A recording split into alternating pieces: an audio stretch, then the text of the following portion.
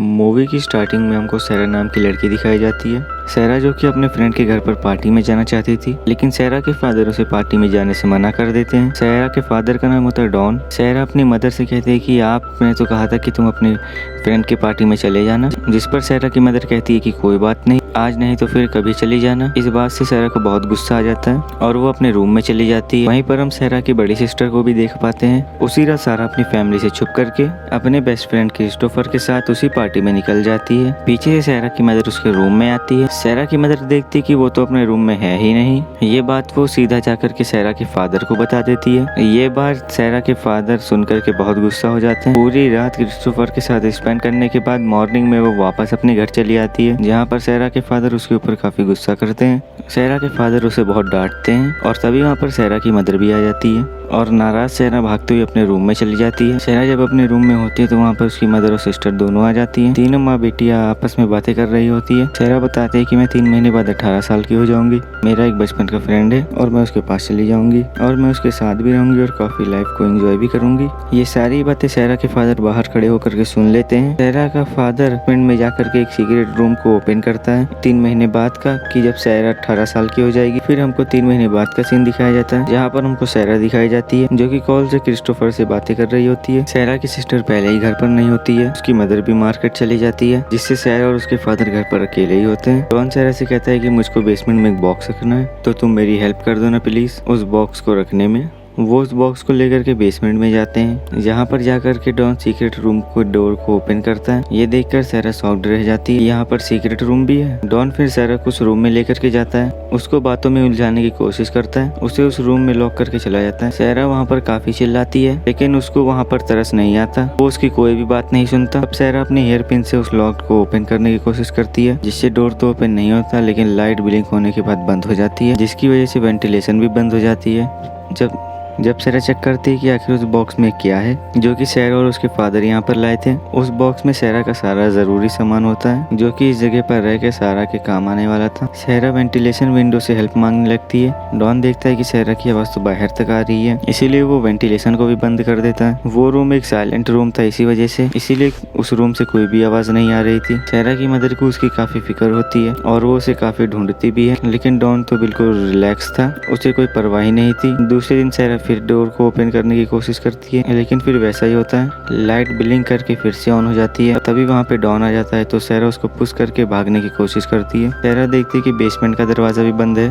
तब डॉन सैरा वापस को रूम में ले आता है और वो सैरा पर काफी गुस्सा भी करता है। डॉन कहता है कि अगर तुम मेरी बात मानोगी तो मैं तुम्हें काफी जल्दी यहाँ से निकाल दूंगा, लेकिन सैरा उसकी ये बात नहीं मानती। इसकी वजह से डॉन को उस पर फिर से गुस्सा आ जाता है और वो सैरा के साथ जबरदस्ती कर देता है। इसके बाद सैरा की हालत खराब होने लगती है और उसे वॉमिट होती है। फिर एक हफ्ते बाद पुलिस भी सैरा की इन्वेस्टिगेशन करना शुरू कर देती है। डॉन कहती है कि सैरा हमसे दूर कहीं बाहर चली गई है, क्योंकि वो हमसे अलग होकर के लाइफ स्पेंड करना चाहती थी। सैरा की मदर कहती है कि वो सिर्फ ऐसा कहती थी, उसने ऐसा करने का कभी सोचा भी नहीं था। पुलिस ऑफिसर कहते हैं कि हमको सैरा के लिए वेट करना चाहिए, क्या पता वो कांटेक्ट कर ले। सैरा जो कि अपनी फादर डॉन के इस काम पर काफी दुखी होती है और काफी अपसेट होती है। फिर एक दिन क्रिस्टोफर सैरा का पता करने के लिए उसके घर पर आता है, जहाँ पर डॉन बताता है कि सैरा अपने किसी बचपन के दोस्त के साथ भाग गई है। इसके बाद 21 दिन गुजर जाते हैं। सैरा पूरी 18 साल की हो गई थी और आज उसका बर्थडे था।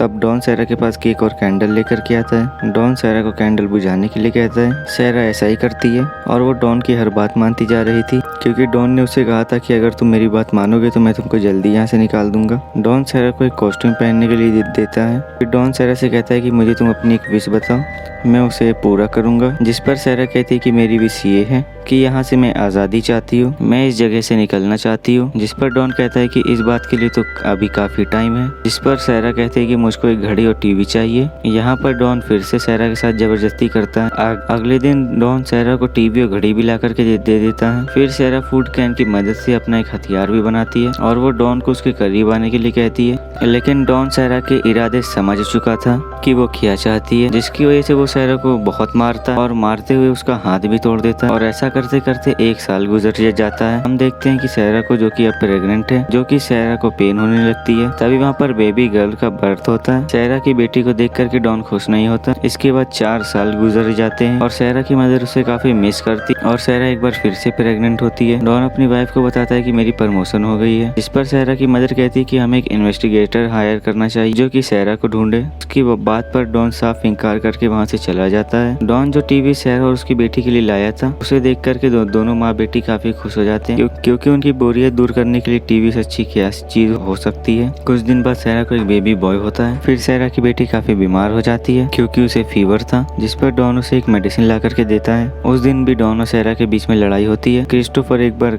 फिर से सायरा के घर पर आता है सायरा को पूछने के लिए, जहाँ पर क्रिस्टोफर सायरा की सिस्टर से मिलता है। क्रिस्टोफर वो सारी बातें उसे बता देता है जो कि उसे डॉन ने कही थी, यानी कि सायरा अपने बचपन के फ्रेंड के साथ भाग गई है। सायरा की सिस्टर क्रिस्टोफर को कहती है कि मुझे ऐसा लगता है कि मेरे फादर ने सायरा को कहीं पर छुपा दिया है और मैं समटाइम्स ये सोचती हूँ कि सायरा हमें छोड़ करके चली गई है। सायरा एक बार फिर से तीसरी बार प्रेग्नेंट हो जाती है। डॉन और उसकी वाइफ के बीच में सायरा को लेकर के बहस हो जाती है। सायरा की सिस्टर डॉन से कहती कि आप हमेशा सायरा पर गुस्सा किया करते थे। तब सायरा की मदर अपसेट होकर के वहाँ से चली जाती है। अपनी वाइफ को बनाने के लिए डॉन भी उसके पीछे पीछे चला जाता है और उसकी पॉकेट से बेसमेंट की कीज गिर जाती है। सायरा की सिस्टर उन कीज को उठा लेती और बेसमेंट में जाती चेक करने के लिए। वहाँ पर उसे काफी किस्म की चीजें देखने के लिए मिलती है। उन चीजों को देखने पर सायरा की सिस्टर मजबूर हो जाती है, आखिर ये चीजें यहाँ पर कर क्या रही है। इतनी ही देर में डॉन भी वहाँ पर आ जाता है और वो सायरा की सिस्टर को वहाँ से भेज देता है। सायरा का तीसरा बच्चा पैदा होता है, जो कि एक लड़का ही था। सायरा डॉन को कहती कि मेरे इस तीसरे बच्चे को बाहर ले जाओ, यानी कि इस बच्चे को मेरी मदर के पास ले जाओ और ये बच्चा उसे दे दो।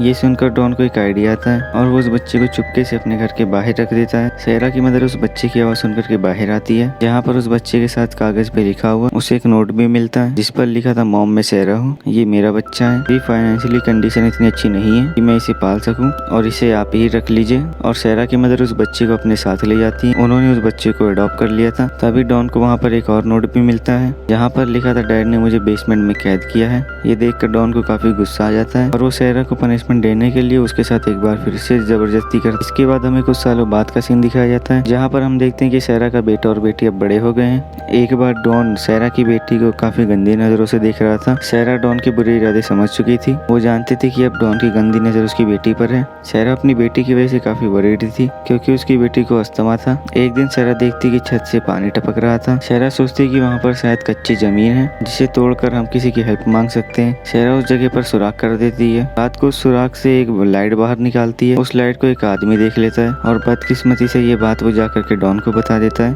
कहता है कि तुम्हारे बेसमेंट से एक सुराख से लाइट आ रही है।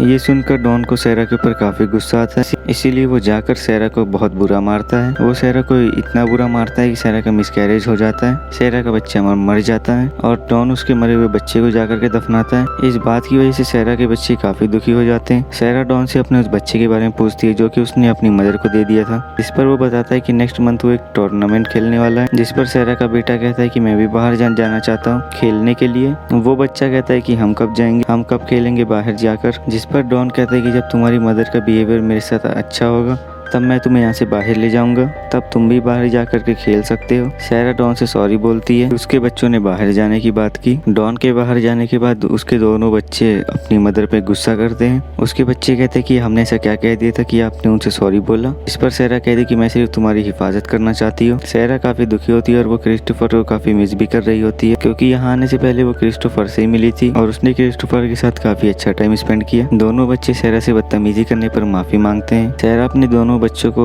डॉन की सारी रियलिटी बता देती है, वो भी बिल्कुल सच। ये बात सुनकर दोनों बच्चे काफी हैरान रह जाते हैं। वो दोनों बच्चे इतनी बुरी तरीके से डर जाते हैं कि सायरा की बेटी को अस्थमा का अटैक हो जाता है। सच बताने पर डॉन को सायरा पर काफी गुस्सा आता है। इसी वजह से वो सायरा को फिर मारने लगता है, लेकिन सायरा का बेटा डॉन को ऐसा करने से रोक लेता है। पनिशमेंट में वो बाहर जाकर के बेसमेंट की लाइट ऑफ कर देता है। कुछ दिन बाद दिखाया जाता है कि डॉन की जॉब भी चली गई थी, जिसकी वजह से उसकी सेविंग आहिस्ता आहिस्ता खत्म हो रही थी। जिस पर डॉन की वाइफ उससे पूछती पूछती है कि आखिर तुम्हारी सेविंग्स खर्च कहाँ पर हो रही है। सैरा जो कि वेंटिलेशन को तोड़ देती है। डॉन को बैंक की तरफ से एक नोटिस आता है कि वो घर खाली कर दे, क्योंकि इंश्योरेंस का लिया हुआ पैसा डॉन ने वापस नहीं किया था बैंक को।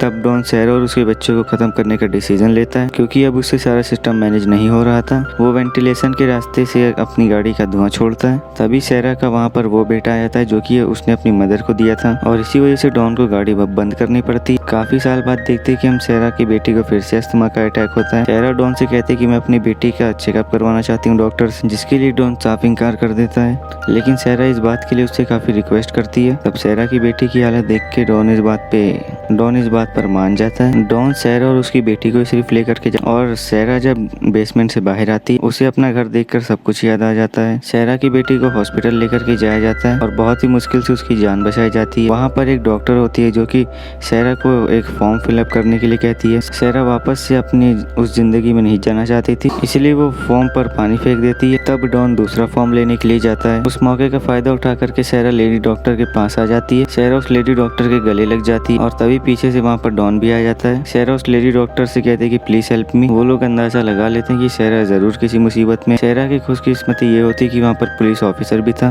जो डॉन को पकड़ लेता है, जहाँ पर डॉन सब कुछ रिवील कर देता है और अपनी सारी रियलिटी भी बता देता है। सैरा के बेटे को भी बेसमेंट से बाहर निकाल लिया जाता है। सैरा की मदर ये देखकर काफी टूट जाती है और काफी शॉक्ड रह जाती है। इसके बाद डॉन को जेल हो जाती है। सैरा अपनी मदर और सिस्टर के पास बाहर आकर के काफी खुश होती है और उसके बच्चे भी काफी खुश होते हैं। फिर सैरा से मिलने के लिए क्रिस्टोफर आता है जो कि अभी भी अनमैरिड ही था। सैरा और क्रिस्टोफर एक लॉन्ग ड्राइव पे चले जाते हैं और गाइस ये मूवी यहीं पर एंड हो जाती है।